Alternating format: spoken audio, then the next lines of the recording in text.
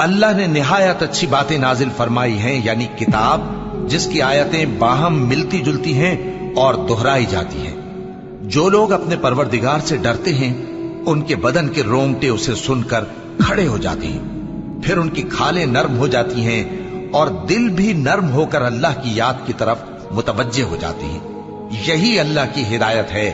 वो इससे जिसको चाहता है हिदायत देता है और जिसको अल्लाह गुमराह रहने दे उसको कोई हिदायत देने वाला नहीं। भला जो शख्स क़यामत के दिन अपने चेहरे पर बुरे अजाब को रोकता हो, क्या वो वैसा हो सकता है जो चैन में हो?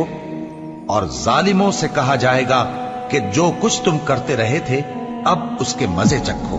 जो लोग इनसे पहले थे उन्होंने भी तकजीब की थी, तो उन पर अजाब ऐसी जगह से आ गया कि उनको खबर ही न थी। फिर उनको अल्लाह ने दुनिया की जिंदगी में रसवाई का मजा चखा दिया और आखिरत का अजाब तो बहुत ही बड़ा है।